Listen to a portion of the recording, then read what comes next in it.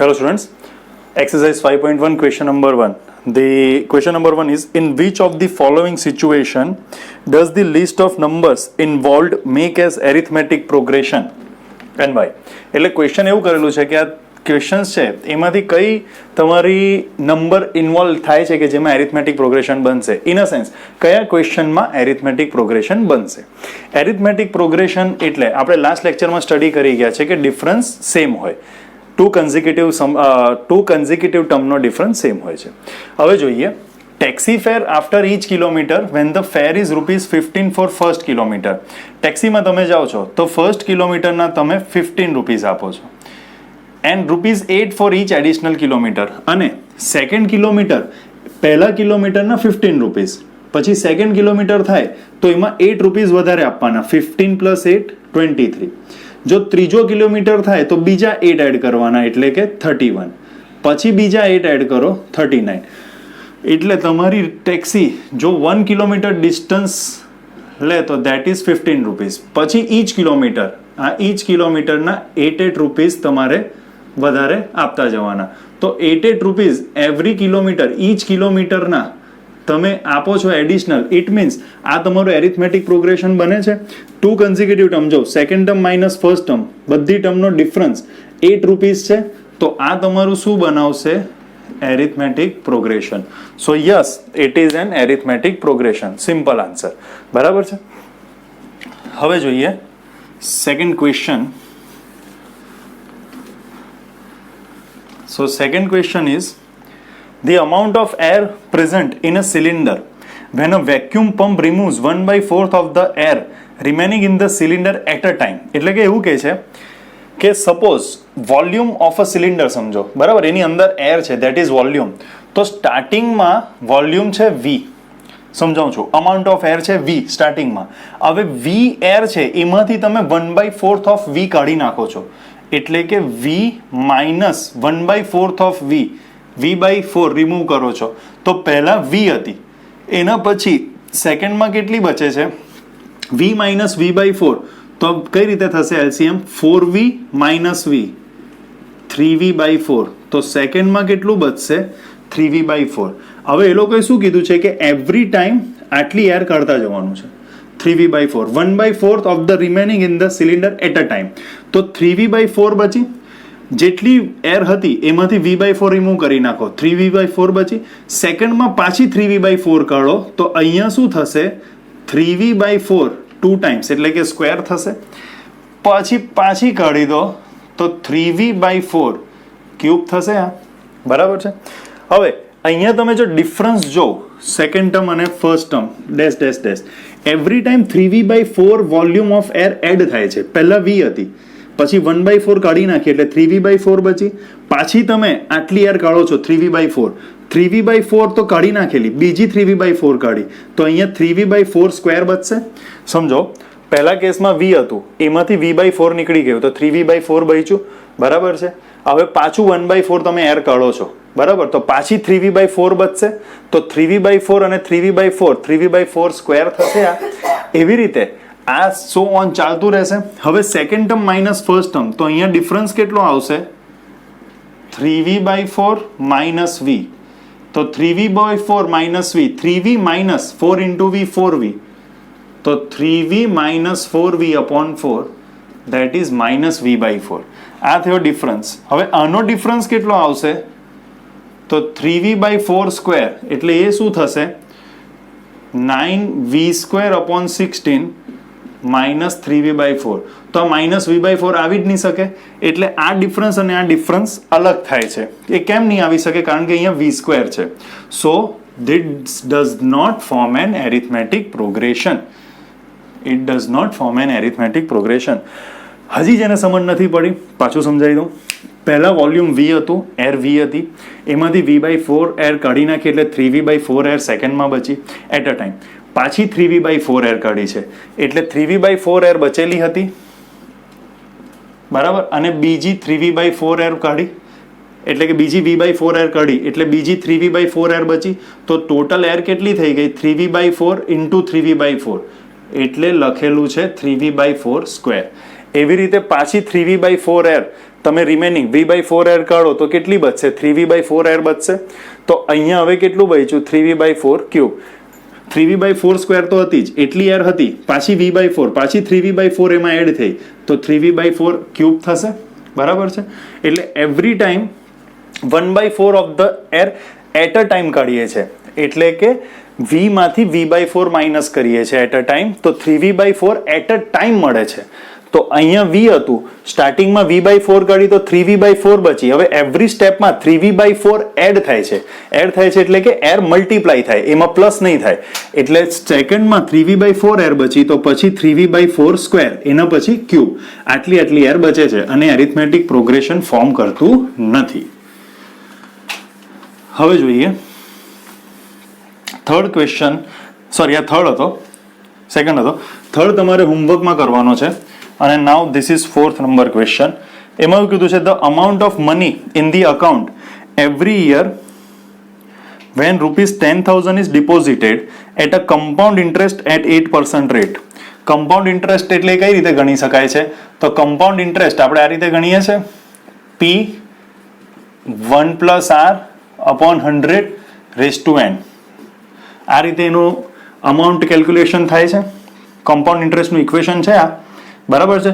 તો હવે P એટલે પ્રિન્સિપલ અમાઉન્ટ 10,000 ફર્સ્ટ યરમાં, 1 + R કેટલો છે? 8/100, અને ફર્સ્ટ યરમાં n1 આવશે. સેકન્ડ યરમાં અમાઉન્ટ કેટલું થશે? 10,000 1 + 8/100 સ્ક્વેર. થર્ડ યરમાં કેટલું થશે? તો પ્રિન્સિપલ અમાઉન્ટ 10,000 1 + R એટલે 8/100 રેઝ ટુ 3. સો આ રીતે ચાલતું રહેશે. તો જો second term minus first term, third term minus second term કરો તો કોઈ બી દિવસ ઇક્વલ આવશે નહીં. Therefore it does not form an AP. હવે વસ્તુ સમજજો, આ ટર્મ અને આ ટર્મ સેમ જ છે. ફરક શાનો છે? તો આ ટર્મ કરતા આ ટર્મ ડબલ છે, સ્ક્વેર છે, આ ટર્મ ક્યુબ છે. તો આવું જ્યારે પ્રોગ્રેશન હોય ને તો એને જીપી કહેવાય. જીપી એટલે કે જીઓમેટ્રિક પ્રોગ્રેશન. જીઓમેટ્રિક પ્રોગ્રેશનનો મિનિંગ શું થાય? એનો ડિફરન્સ નહીં આવે, એમાં રેશિયો આવે. જેવી રીતે એરિથમેટિક પ્રોગ્રેશનમાં ડિફરન્સ આવે, તેવી જ રીતે જીઓમેટ્રિક પ્રોગ્રેશનમાં રેશિયો આવે. રેશિયો કઈ રીતે કાઉન્ટ થાય? Second term divide by first term, third term divide by second term. Difference કઈ રીતે ફાઇન્ડ થાય? Second term minus first term, third term minus second term. આપણે એરિથમેટિક પ્રોગ્રેશન સ્ટડી કરીએ છીએ એટલા માટે આની જરૂર નથી, પણ આગળ જો તમે 11th 12th સાયન્સમાં મેથ્સ લેશો તો આ વસ્તુ આવશે. એટલે હું અહીંયા ડિરેક્ટલી તમને બોલું છું કે જીઓમેટ્રિક પ્રોગ્રેશન થશે. જીઓમેટ્રિક પ્રોગ્રેશન આ રીતે હોય, એક નંબર છે 3, બીજો છે 3 સ્ક્વેર, પછી છે 3 ક્યુબ. તો this is geometric progression. Base same જ રહે છે, ટર્મ સેમ રહે છે, ફરક શાનો છે? આ સિંગલ છે, આ સ્ક્વેર, આ ક્યુબ. તો ધીસ ઇઝ જીઓમેટ્રિક પ્રોગ્રેશન. આની આગળ વોલ્યુમ વાળું હતું, that was also geometric progression. બરાબર? એટલે એક્ઝામમાં જ્યારે આવી ટર્મ દેખાવા લાગે તો એ એરિથમેટિક પ્રોગ્રેશન નથી, એ શું છે? Geometric progression. તમારા એક્સ્ટ્રા નોલેજ માટે છે, એડિશનલ નોલેજ માટે. So this does not form an AP. હવે જોઈએ question number 2. So question number 2 simple છે. ક્વેશ્ચન નંબર 2 માં કીધું છે write first 4 terms of the arithmetic progression. A અને ડી બધા કેસમાં આપેલા છે. ફર્સ્ટમાં છે a is equal to 10, d is equal to 10. સેકન્ડમાં છે a is equal to -2, d is equal to 10. થર્ડમાં છે a is equal to 4, d is equal to -3. ફોર્થમાં છે a is equal to -1, difference d is equal to 1/2. અને ફિફ્થમાં છે a is equal to -1.25 and d is equal to -0.25. First 4 term લખવાની છે. First term a હોય, second term a + d હોય, third term a + 2d, fourth term a + 3d. a એટલે 10, a + d 10 + 10 20, a 10 10 + 2 into d એટલે કે 30, અને 3 into d એટલે 3 10s are 30, 30 + 10 40. થઈ ગયા ફર્સ્ટ 4 ટર્મ. આ અને આ તમારે હવે શોધવાનું છે, સેકન્ડ હોમવર્ક છે. થર્ડમાં first term 4, second term a plus d એટલે 4 માઇનસ 3 1 a પ્લસ ડી પછી a પ્લસ 2d a કેટલું છે 4 પ્લસ 2 ઇન્ટુ ડિફરન્સ -3 તો આ શું થશે 4 plus minus minus 2 3 Jha 6 4 minus 6 minus 2 અને ઇન અ સેમ વે લાસ્ટમાં -5 a પ્લસ 3d તો આ શું થઈ જશે fourth term 3 3 Jha 9 plus minus minus 4 minus 9 -5 થઈ ગયું. હવે આ ક્વેશ્ચન છે, આ તો સિમ્પલ ક્વેશ્ચન છે. a-1 અને difference 1/2 first term a second term a plus d એટલે -1 પ્લસ 1/2 2 1 ઝા 2 -2 પ્લસ 1 હોલ ડિવાઈડ બાય 2 તો -2 પ્લસ 1 -1/2 થશે.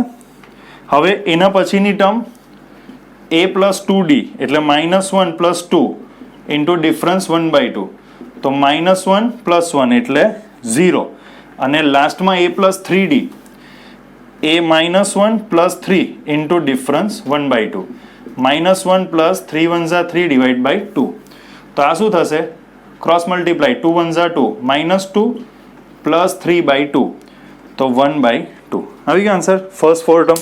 જો ફિફ્થ ટર્મ પૂછતે તો આપણે શું લખતે a પ્લસ 4d. હવે fifth question, so that is first term -1.25 a plus d એટલે -1.25 પ્લસ -0.25 પ્લસ માઇનસ પ્લસ અને સાઇન માઇનસનું તો આ બંનેને પ્લસ કરો તો 1.50. હવે 2d તો 2 સાથે મલ્ટીપ્લાય કરો એટલે 50 તો આ થશે -1.75 પછી થશે 3 તો -2.00 થઈ ગયું. 3 ઇન્ટુ 0.25 પ્લસ માઇનસ સિમ્પલ છે એટલે બહુ ટાઈમ નથી લેતા. આ રીતે તમારો આન્સર આવશે. ક્વેશ્ચન 2 થઈ જાય છે. ક્વેશ્ચન 3 હોમવર્કમાં આપેલો હતો અને હવે લાસ્ટ ક્વેશ્ચનના અમુક ક્વેશ્ચન બાકી છે તે પછી ન્યૂ ટોપિક નયા લેક્ચરથી એટલે કે નવા લેક્ચરથી સ્ટાર્ટ કરીશું. આ વીકમાં તમારો એક ઓનલાઈન લેક્ચર બી આવશે, ડાઉટ સોલ્વિંગ સેશન. તો તમારો કોઈ બી ડાઉટ હોય તો ઓનલાઈન લેક્ચરમાં તમે કરી શકો છો. ક્વેશ્ચન 4, તો ક્વેશ્ચન 4માં છે, ક્વેશ્ચન 3 હોમવર્ક હતો. ક્વેશ્ચન 4માં આપણે અમુક ક્વેશ્ચન હોમવર્કમાં આપેલા હતા.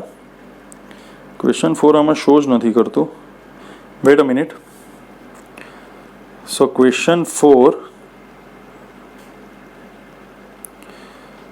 is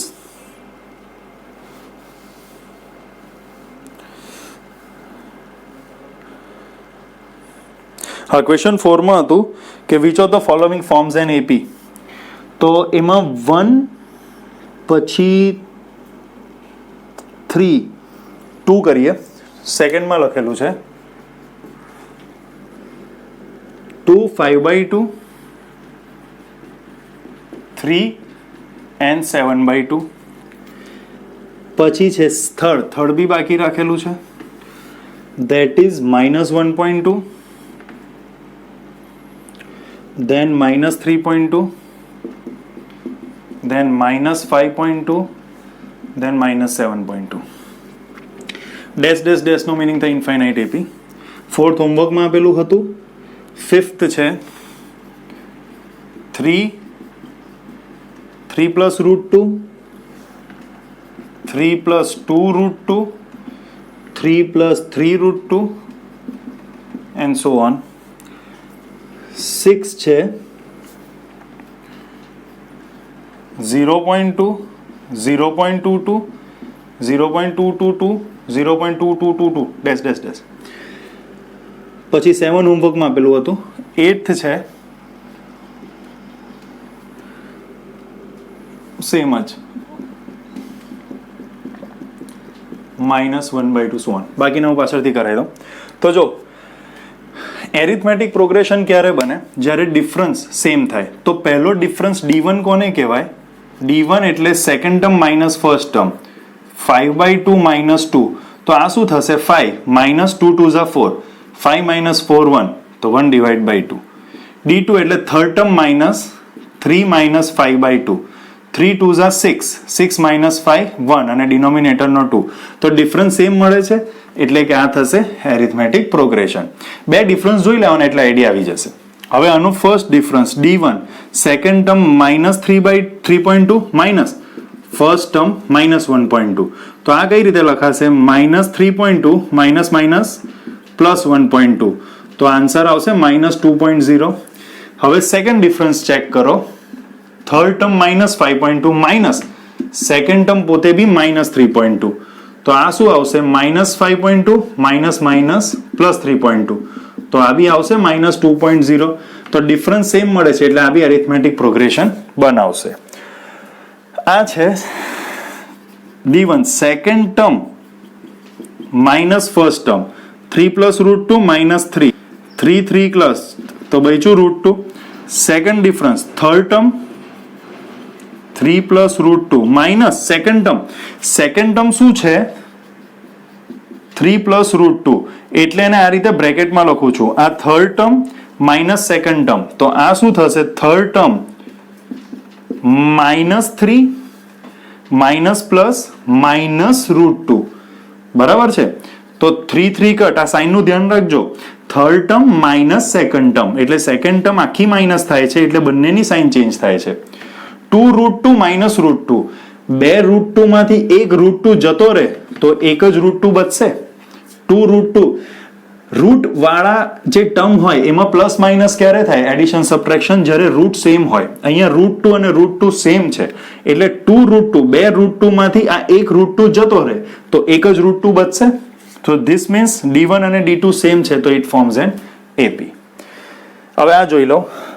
આનું d1 second term minus first term 0.22 minus 0.2 તો 0.02 થશે. જો 0.22 માઇનસ 0.2 ની પાછળ કઈ નથી એટલે 0. d2 0.222 0.22 તો આ શું થશે?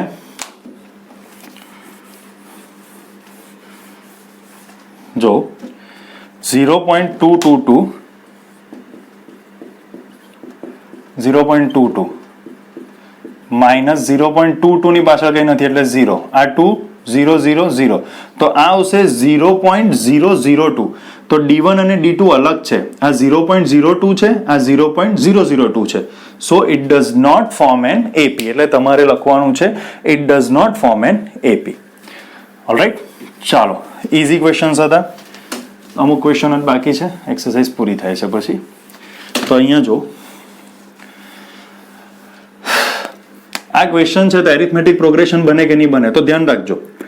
જ્યારે બી સેમ ટર્મ હોય ને, બધી ટર્મ સેમ, તો d1 બી 0 થશે, d2 બી 0 થશે. -1/2 માઇનસ -1/2 માઇનસ માઇનસ પ્લસ તો ડિફરન્સ 0 આવશે. Same way third term minus second ટર્મનો ડિફરન્સ બી 0 આવશે. તો ડિફરન્સ 0 હોઈ શકે, ડિફરન્સ કેન બી 0, ડિફરન્સ તો સેમ જ છે ને. તો that is why it forms an AP. એટલે જ્યારે એક જેવી સેમ ટર્મ હોય બધી ઇક્વલ ટર્મ તો એ AP બનાવશે. It forms an AP. હવે જો this is your question number 9. I think so હોમવર્કમાં આપેલો હતો, આઈ ફોરગોટ. આવું છે 1 3 9 અને 27. આ હોમવર્કમાં કરવાનું છે. પછી 10th છે A 2A 3A 4A. A તો આનો પહેલો ડિફરન્સ કેટલો થશે? 2A minus A. બે A માંથી એક A જાય તો એક A બચે. સેકન્ડ ડિફરન્સ શું થશે? Third term minus second term 3A minus 2A. 3 A માંથી 2 A જાય તો એક જ A બચે. So it forms an AP. પછી 11th A સ્ક્વેર. અત્યારે જ સમજાવી ગયો. એક નંબર બે સરખો સ્ક્વેર ક્યુ બનાવે તો જીઓમેટ્રિક પ્રોગ્રેશન કહેવાય. આને એરિથમેટિક પ્રોગ્રેશન કહેવાશે નહીં, કારણ કે ડિફરન્સ પહેલો કેટલો થશે? A square minus A. બીજો ડિફરન્સ કેટલો થશે? A cube minus A square. તો બંને ડિફરન્સ અલગ આવે છે. બરાબર છે? એને તમે બીજી રીતે જો લખો, ઓકે નહીં બનશે. ઓકે, એટલે આ રીતે જ યાદ રાખજો. બે સરખો first 1 power 2 power 3 power 4 power આવું આવે તો that is geometric progression. It is not a arithmetic progression. બરાબર છે. હવે 12, 13 and 14 last 3 question. So that is 12 તમારે કહેવાનું છે √2 √8 √18. ચાલો જો √2 √8 એ કઈ રીતે થાય? √4 2 4 કોનો સ્ક્વેર 2 નો અને આ 2 √2 નો. તો √8 એટલે 2 √2 થશે. √18 ને આ રીતે લખાશે 9 2 તો 9 કોનો સ્ક્વેર 3 નો અને 2 કોનો સ્ક્વેર √2 નો. √32 તો 32 16 2 16 કોનો સ્ક્વેર 4 નો અને 2 એ √2 નો. તો આ શું થશે? 4 √2 સો ઓન. થઈ ગયું? એટલે આ લોકોએ તમને કન્ફ્યુઝ કરવા માટે આ રીતે લખેલું છે. આ છે સિમ્પ્લિફાઈ, ઇવન નંબર છે એટલે સિમ્પ્લિફાઈ થશે.